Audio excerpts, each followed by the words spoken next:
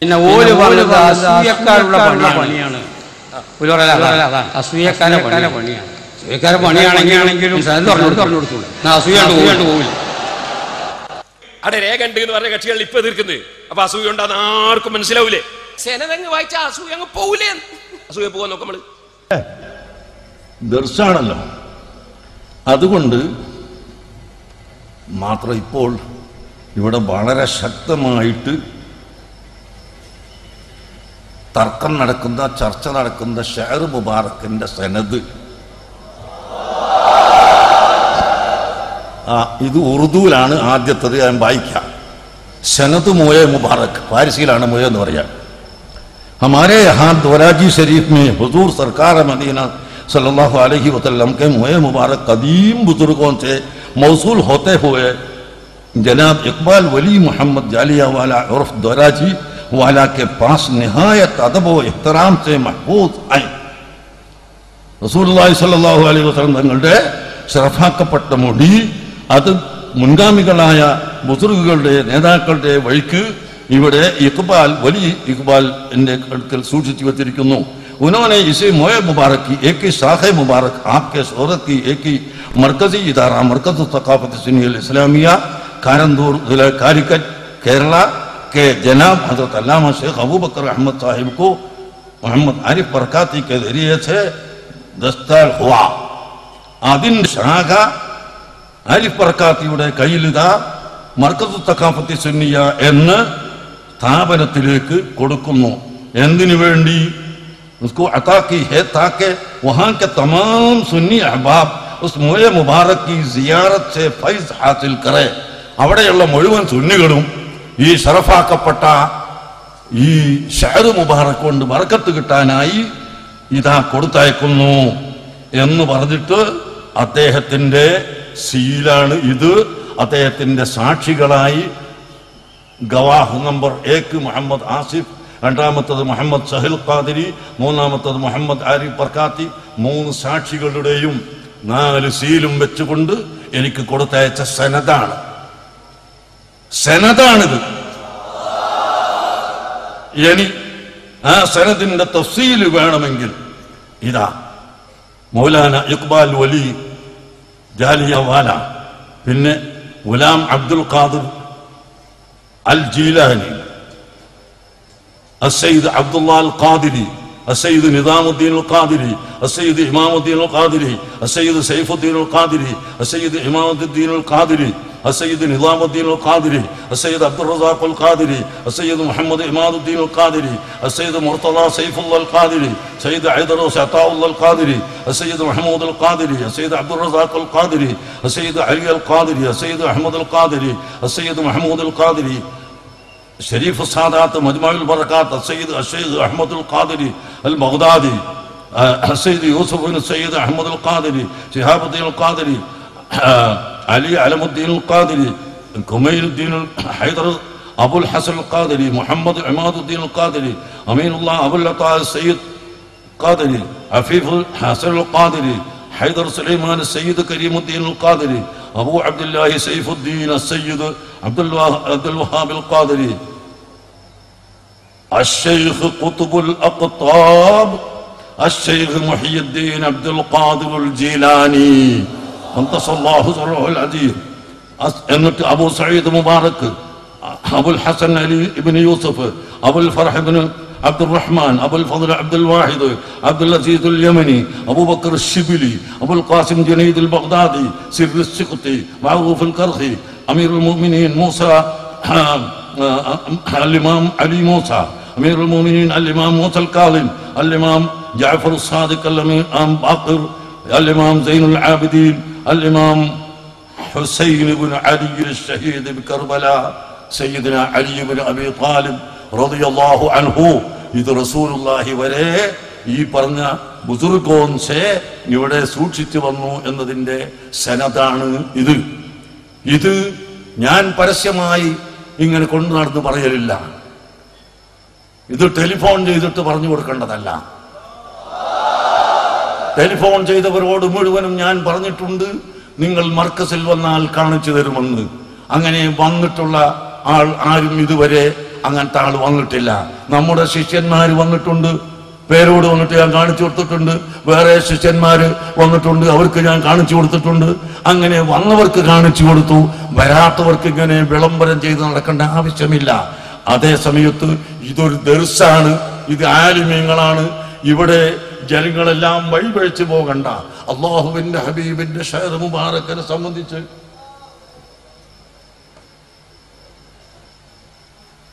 ഇത് സനദ് ഉള്ളതാണ്. ഇനി സനദ്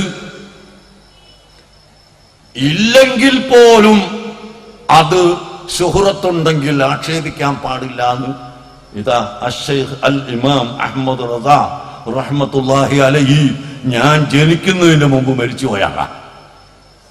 അവർ കിതാബിൽ പറയുന്നു. ബഹുമാനപ്പെട്ട അഹമ്മദ് കോയ ശാരിയാത്തി റഹ്മത്തുള്ളാഹി അലൈഹി തങ്ങളുടെ ഗുരുനാഥനും ആണ്. അവിടുന്ന് ഇതാ വളരെയധികം ഷഅർ മുബാറക്കിനെ സംബന്ധിച്ച് എഴുതിയിട്ട് ഇതൊക്കെ ബഹുമാനമുള്ളതാണ്. വഔലാ മിൻ ജമീഇ തിൽക്കൽ ആഥാരി വൽ ബറകാത്തി ശരീഫത്തി ആലാഫ മറാത്തിബ ലഅന്ന ഹാദിഹി കുല്ലഹാ കാനത് മിനൽ മൽബൂസാത്തി വതിൽക ജുദൂ മിൻ ബദലിഹി അലൈഹി സ്വലാത്തു വസ്സലാം وأكثر منه رفعة وجلالة وعظمة وكرامة الشعر المطهر من لحية أو بدل حضرة وجبع النور صلى الله عليه وسلم المبارك يشهد إيمان المسلم على أن السبع السماوات عظمة شعرة مباركة كما عرفنا حالا من تصريحات الأئمة بأن التعظيم لا يستلزمه الخوض في مدارك اليقين ومدارج السند بل تكفي له الشهرة لنسبته باسمه المبارك فقط ولا يتخلى في هذا المقام عن التعظيم وأن لا يدرك السند إلا أنه مريض القلب السقيم الذي لا تسعه عظمة شيء محمد صلى الله عليه وسلم. ബഹുമാനപ്പെട്ടവർ ഞാൻ ജനിക്കുന്നതിന് മുമ്പ് എഴുതിയിട്ടുള്ള കിതാബാണ്. ഇതിലെന്താ പറഞ്ഞത്? സനദ് ഇല്ലെങ്കിൽ തന്നെയും ഒരു ശുഹറത്തായ ആളുകളിൽ നിന്ന് കിട്ടിയതാണെങ്കിൽ, പ്രസിദ്ധപ്പെട്ട ആളിൽ നിന്ന് കിട്ടിയതാണെങ്കിൽ, പിന്നെ സനദ് ചോദിക്കാൻ നടക്കുന്നവൻ അള്ളാഹുവിന്റെ ദീനുമായി ബന്ധമില്ലാത്തവനാണ് എന്നാണ് ഇതിൽ പറഞ്ഞിട്ടുള്ളത്. എന്റെ കയ്യിലുള്ള ഈ സനദ് ചോദിച്ചവരോടൊക്കെ ഞാൻ സനദുണ്ട്. നമ്മുടെ ശിഷ്യന്മാരിതാ തക്കാഫികൾ പലരും എന്നെ വന്ന് ചോദിച്ചിട്ടുണ്ട്, ഞാൻ അവർക്കൊക്കെ കാണിച്ചു കൊടുത്തിട്ടുണ്ട്. അത് ഹദീസിന്റെ സെന്ത് കൊടുക്കലും അങ്ങനെ തന്നെയാ. അതിങ്ങനെ ഫോണിൽ കൊടുക്കലല്ല. ഫോൺ ചെയ്ത ആളോട് ഞാൻ പറഞ്ഞിട്ടുണ്ട് മർക്കസിൽ വന്നവരാണ്. പിന്നെ അയാൾ പറയുന്നിട്ട് ഞാൻ അങ്ങോട്ട് വിളിച്ച് എന്നിട്ട് ഈ മുജാഹിദിനൊന്നും കൂട്ടി വരരുത് എന്ന് പറഞ്ഞിട്ടുണ്ട്. ഞാൻ എന്നെ വിളിച്ചിട്ടുമില്ല, പറഞ്ഞിട്ടുമില്ല. എന്നാലും മുജാഹിദിനെ കൂട്ടാണ്ട് വന്നുകൂടായിരുന്നോ? സുഹൃത്തുക്കളെ, 10,000 പണ്ഡിതന്മാരെ കോട്ടക്കലിൽ അണിനിരത്തി ആ പണ്ഡിതന്മാരെ മുമ്പിൽ സനദ് വായിച്ച് ഒരു പണ്ഡിതരും സംശയമില്ലാതെ അംഗീകരിക്കപ്പെട്ട വിഷയത്തിന് ഈ നേരത്തെ ഇവിടെ പറഞ്ഞ കളവ് പറഞ്ഞവരുടെ ഒക്കെ അംഗീകാരം ഞങ്ങൾ പോയി വാങ്ങണമെന്നാണ് ഇപ്പൊ പറയുന്നത്. നിങ്ങളൊന്ന് ആലോചിച്ച് നോക്ക്. മെഡിക്കൽ കോളേജിൽ വലിയൊരു ഡോക്ടർ, അയാളെന്താ വേണ്ടത്? ഹോമിയോപ്പതിന്റെ ഒരു ബുക്ക് വായിച്ചവനുണ്ട്, ഓൻ്റെ അടുത്ത് പറ്റി അംഗീകാരം പറഞ്ഞു. ഇങ്ങനത്തെ വിവരക്കേടല്ലേ ഇപ്പൊ പറഞ്ഞു നടക്കുന്നത്? ഉസ്താദ് അവറുകൾ വായിച്ചത് കിതാബ. അത് ആരതാ? സമസ്ത കേരള ജമിയത്തുൽ ഉലമയുടെ 1ാമത്തെ കമ്മിറ്റി. ആ കമ്മിറ്റിയിലെ ഒരു മെമ്പർ ബഹുമാനപ്പെട്ട അഹമ്മദ് കോയ ശാരിയാത്തി റഹിമഹുല്ലാ ഒരുപാട് കിതാബ് എഴുതിയ മഹാനവറുകളുടെ ഗുരുവര്യർ, നൂറുകണക്കിന് കിതാബിന്റെ മുസന്നിഫ് മഹാനായ ശൈഖുൽ ഇമാം അഹ്മദ് റിളാ ഖാൻ, അദ്ദേഹത്തിന്റെ കിതാബാ നോക്കി വായിച്ചത്. ഇവര് സമസ്തന്റെ ഉലമാക്കളെ കൂടെയാ. അങ്ങനെയാണ് ഈ കിതാബ് എന്താ ചെയ്യേണ്ടത്? സ്വീകരിക്കല്ലേ വേണ്ടത്. എന്നാലോ ഇപ്പൊ എന്താ ചെയ്തതെന്നറിയോ? ഇപ്പൊ പുതിയ തെളിച്ചുണ്ട്, ഓരോന്ന് തെളിഞ്ഞിങ്ങനെ വരികയല്ലേ. പുതിയ തെളിച്ചത്തിൽ എന്താ പറഞ്ഞത്? ഈ അഹമ്മദ് റിളാ ഖാൻ അങ്ങനെ സ്വീകരിക്കാൻ പറ്റൂല. പുതിയ കണ്ടുപിടുത്തം. ആരെ? സമസ്തയുടെ 1ാമത്തെ കമ്മിറ്റിയിലെ പ്രധാന മെമ്പറായ അഹമ്മദ് കോയ ശാലിയാത്തി തങ്ങളെ ഉസ്താദായ ഇമാം അഹമ്മദ് റിളാ ഖാനെ സ്വീകരിക്കാൻ പറ്റൂല. പുതിയ തെളിച്ചം പലതും ഇങ്ങനെ തെളിയൂ. ഇനി സുഹൃത്തുക്കളെ ഞാൻ പറയട്ടെ, മഹാനവറുകൾ പറഞ്ഞത് സനദ് ഉസ്താദ് വായിച്ചല്ലോ, അതുകൊണ്ടാ പറയുന്നത്. സനദ് ഇല്ലെങ്കിൽ പോലും പ്രസിദ്ധമായ മഹാന്മാരിലൂടെ കിട്ടിയാൽ അത് സ്വീകരിക്കണം. സ്വീകരിക്കാതിരിക്കുന്നവൻ, ബഹുമാനിക്കാതിരിക്കുന്നവൻ റസൂൽ സല്ലല്ലാഹു അലൈഹി വസല്ലം തങ്ങൾ ബഹുമാനിക്കുന്നവനല്ല എന്നാ പറഞ്ഞു. ഇനി അതിന്റെ തെളിവ് ഇൻഷാ അല്ലാഹ് ഞാൻ ഇബ്നു ഹജർ അൽ-ഹൈതമി റളിയല്ലാഹു അൻഹു അടക്കമുള്ള ഇമാമിങ്ങളുടെ കിതാബ് ഞാൻ വായിക്കുന്നുണ്ട്. ഇനി ഇവിടെ വന്ന ഒരു പണ്ഡിതനാണ് കോട്ടുമല ബാപ്പു മുസ്ലിയാർ. എനിക്ക് അയാളോട് വ്യക്തിപരമായി ആദരവുള്ളൊരു മനുഷ്യനാ. കോട്ടുമല ഉസ്താദിന്റെ മോന. അവരെ കൂട്ടത്തിൽ കുറച്ച് ഒരു മാന്യത പുലർത്തുന്ന ഒരാളാണ്. അല്ലാഹു തആല അദ്ദേഹത്തിനൊക്കെ കാര്യം മനസ്സിലാക്കി കൊടുക്കട്ടെ എന്ന് ഞാൻ പ്രാർത്ഥിക്കാം. അദ്ദേഹം ഇവിടെ വന്ന് പ്രസംഗിച്ചപ്പോൾ അദ്ദേഹം എന്ത് ചെയ്തു? ഒരു തിരുത്തി. എന്താ തിരുത്തിയത്? ഇവിടെയുള്ള കക്ഷികൾ വിവാദ കേസെന്നാ നോട്ടീസ് കൊടുത്തു. വിവാദ കേസം അത് മൂപ്പരതാക്കി തിരുകേസെന്നാക്കി മാറ്റി. ഇപ്പൊ ഇവിടുത്തെ ഒരു പ്രശ്നമുള്ളത്, ഇവിടെ ഇപ്പോ ഒരു തിരുകേശമുണ്ട്. ഒരു തിരുകേശം, അതാണ് ഇപ്പൊ പ്രശ്നം.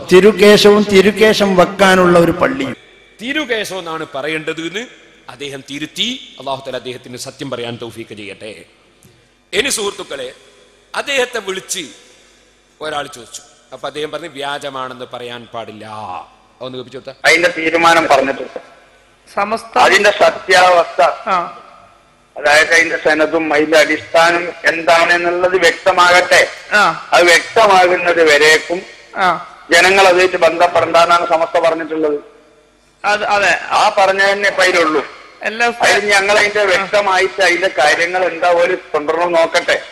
അതിന് ശേഷം പറയാലോ. അതിലിപ്പോ സമസ്ത ഇപ്പൊ യഥാർത്ഥത്തിൽ ഇപ്പൊ ഇതുവരെ ഒരു അന്വേഷണം നടത്തിയിട്ടില്ലല്ലോ. ശരിക്ക് സമസ്തക്ക് അന്വേഷണം നടത്തേണ്ട ആവശ്യമില്ല. അല്ല, സത്യാവസ്ഥ ഓല സനതും ഓല ഇത് ഓല പറയാം. അതിപ്പോ ഓലിപ്പോ പറഞ്ഞാല് ഇപ്പൊ അങ്ങനെ സാധാരണ രീതിയിൽ നമ്മള് സമസ്തയുടെ ആഗമനം തന്നെ ഇങ്ങനെ വ്യാജമായ വിഷയങ്ങൾ സമൂഹത്തിൽ ഉണ്ടാവുമ്പോ അതിന്റെ വസ്തുത എന്താണെന്ന് ബോധ്യപ്പെടുത്തി കൊടുക്കലാണ് സമസ്തയുടെ നയം. ഇത് വ്യാജമാണ് എന്ന് സമസ്ത പറഞ്ഞിട്ടില്ല. ഇല്ല, ഇത് വ്യാജമാണ് എന്ന് സമസ്ത പറഞ്ഞിട്ടില്ല. ഇത് വിവാദമായ ഒരു മുടിയാണ്. അതിന്റെ നിജസ്ഥിതി എന്താണ്? യഥാർത്ഥ സനദും അതിന്റെ അടിസ്ഥാനവും വ്യക്തമാകണം. അത് വ്യക്തമാക്കേണ്ടവരാണ് വ്യക്തമാക്കേണ്ടത്. ഓലാണ് അത് വ്യക്തമാക്കേണ്ടത്. അത് വ്യക്തമാക്കിയിട്ട് സമസ്തക്കും കൂടി ബോധ്യമാവുന്നുണ്ടെങ്കിൽ സമസ്ത കാര്യം തുറന്നു പറയും. അപ്പൊ കണ്ടോ, വ്യാജാണ് എന്ന് പറയുന്നില്ല. അതേസമയത്ത് ഇവരൊക്കെ 100 പ്രാവശ്യം ആണേറ്റ് വ്യാജം എന്ന് പറഞ്ഞില്ലേ? ഈ മുടികൾ 100% വ്യാജമായ മുടിയാണ് എന്നതിൽ ഒരു സംശയവുമില്ല. തന്നെ വ്യാജമാണെന്ന് ബോധ്യപ്പെട്ട അള്ളാഹുവിന്റെ റസൂലിന്റെ മുടിയെ സംബന്ധിച്ച് വ്യാജം എന്ന് പറയാൻ പറ്റുമോ? എത്ര അപകടമുള്ള വാക്കാണത്. റസൂലുള്ളാഹിന്റെ ഒരു ഷാറ് അത് വ്യാജമാണ് എന്ന് പറയാൻ പാടുണ്ടോ? ഞങ്ങൾക്കറിയില്ല എന്ന് പറഞ്ഞാൽ കുഴപ്പമില്ല. നിങ്ങൾ ആലോചിക്കണം സുഹൃത്തുക്കളെ, പണ്ഡിതന്മാർ ഇമാമിങ്ങൾ പറഞ്ഞ സമീപനം വിട്ടിട്ട് ഇവർക്ക് മുജാഹിദീങ്ങൾ പറഞ്ഞു കൊടുത്ത ക്ലാസ് അനുസരിച്ചല്ലേ ഇപ്പൊ നീങ്ങുന്നത്. അതല്ലേ അബദ്ധം പറ്റിയത്. ഇനി ഞാൻ ഇബ്നു ഹജർ അൽ-ഹൈതമി റളിയല്ലാഹു അൻഹു അവിടുത്തെ ഫതാവയിൽ പറയുന്ന ഒരു വാചകം പണ്ഡിതന്മാർക്ക് വേണ്ടി കേൾപ്പിക്കുകയാണ്. ശരിക്ക് കേട്ടോ. ഒരു അള്ളാന്റെ റസൂലിന്റെ തിരുകേശമാണെന്ന് പറയപ്പെടുന്ന ഒരു മുടി, അതിനെ സംബന്ധിച്ച് ഇബ്നു ഹജർ തങ്ങൾ എന്താ പറയുന്നത് നോക്കിക്കോളി. വസൂല റഹിമഹുല്ലാഹ് അൻ ശഖ്സിൻ ഇൻദഹു ശഅറത്തുൻ മിൻ ശഅരിൻ നബി സല്ലല്ലാഹു അലൈഹി വസല്ലം. ഒരാളെ പറ്റി ചോദിക്കപ്പെട്ടു. അദ്ദേഹത്തിന്റെ അടുക്കൽ അള്ളാഹുവിന്റെ റസൂലിന്റെ മുടികളിൽ നിന്ന് ഒരു മുടിയുണ്ട്. അലാമാ ഖീല, പറയപ്പെട്ടതനുസരിച്ച്. സനദൊന്നുമില്ല കേട്ടോ, സനദൊന്നുമില്ല. റസൂലുള്ളാഹിന്റെ മുടിയാണെന്ന് പറയപ്പെടുന്ന ഒരു മുടി അദ്ദേഹത്തിന്റെ അടുക്കലുണ്ട്. അത് അദ്ദേഹത്തിന്റെ അടുക്കൽ തന്നെ നിലനിന്ന് വരുന്നു. മനുഷ്യന്മാര് അദ്ദേഹത്തിന്റെ വീട്ടിൽ പോയി അത് സിയാറത്ത് ചെയ്യുന്നു, സന്ദർശിക്കുന്നു. ഇബ്നു ഹജർ റളിയല്ലാഹുവിന്റെ മറുപടി, ആ മുടിയെ കുറിച്ച് വിവാദ കേസ് എന്ന് പറയാൻ പറ്റുമോ? ഇബ്നു ഹജർ തങ്ങളെ ഇബാറത്ത് നോക്ക്. എന്താ പറഞ്ഞത്? ഈ വന്യമുടി, ഈ ബഹുമാനമുള്ള മുടി, അത് അനന്തരമെടുക്കപ്പെടൂല. ഒരാൾ കൊടമാവകാശമായിട്ട് വരികയില്ല. അത് ഓഹരി ചെയ്യാനും പറ്റൂല. അപ്പൊ കണ്ടോ, അലാമാ ഖീല, ഒരു ഖൗലല്ലേ ഉള്ളൂ റസൂലുള്ളാഹിന്റെ മുടിയാണ്, അതുകൊണ്ട് എതിർത്തോളി എന്നാ പറഞ്ഞത്. കണ്ടോ, ഇതെന്താ ദുറുൽ കാമിൽ ഇബ്നു ഹജർ അസ്ഖലാനി. علي بن محمد بن الحسن الخلاط الحنفي علم الدين وكان يزعم أيضا أن عنده من شعره صلى الله عليه وسلم وتفقه واستقل وتقدم ودرس بالظاهرية 708 വഫാത്തായി പോയ ഒരു പണ്ഡിതന്റെ ചരിത്രം പറയാണ് മൂപ്പരെടുത്ത് അള്ളാഹുവിന്റെ റസൂലിന്റെ ഒരു മുടിയുണ്ട് എന്ന് മൂപ്പര് പറയാറുണ്ട്. വലിയ പണ്ഡിതനായിരുന്നു, ഒരുപാട് കിതാബൊക്കെ രചിച്ചിട്ടുണ്ട്. സനദില്ല, പക്ഷേ ആ പണ്ഡിതൻ റസൂലുള്ളാഹിന്റെ മുടിയാന്ന് പറയാറുണ്ട്. ദുററുൽ കാമിന അതേ 3-ാം വാള്യം 101-ാം പേജ്. വേറൊരു സംഭവം അതെന്താ? وحضر مجالسهم وكذا لقي غير واحد من الصالحين ووقع له مع بعضهم ورائب وكرامات اندفع بها وأعطاه شخص منهم يسمى بالجمال الشيرازي شعرة تنسب للنبي صلى الله عليه وسلم وقال إنها عنده. ആ പണ്ഡിതൻ ഒരുപാട് കറാമത്തും മഹത്വക്കുള്ള സാലിഹ്യങ്ങളുമായി ബന്ധപ്പെട്ട ആ മഹാപണ്ഡിതൻ മുഹമ്മദ് ബിൻ ഉമർ അസ്സമിൻ എന്ന് പറയുന്ന പണ്ഡിതൻ, ആ പണ്ഡിതനെ പറ്റി പറയാണ് നല്ല മനുഷ്യന്മാരിലുള്ള ഒരാൾ അദ്ദേഹത്തിന് കൊടുത്തിട്ടുണ്ട്. അദ്ദേഹത്തിന്റെ പേര് ബീർ ജമാൽ അസ്സിറാസി. എന്താ കൊടുത്തത്? ശഅറതൻ തുൻസബു ലിന്നബി സ്വല്ലല്ലാഹു അലൈഹി വസല്ലം, റസൂൽ സ്വല്ലല്ലാഹു അലൈഹി വസല്ലം തങ്ങളുടേതാണെന്ന് പറയപ്പെടുന്ന ഒരു മുടി. മഹാനവറുകൾ വേണ്ട എന്നാ പറഞ്ഞത്, വാങ്ങിയവിടെ വെച്ചിട്ട് റസൂലുള്ളാഹിന്റെ ആണ് എന്നുള്ള നിലക്ക് അദ്ദേഹം ബഹുമാനിക്കുകയല്ലേ ചെയ്തത്.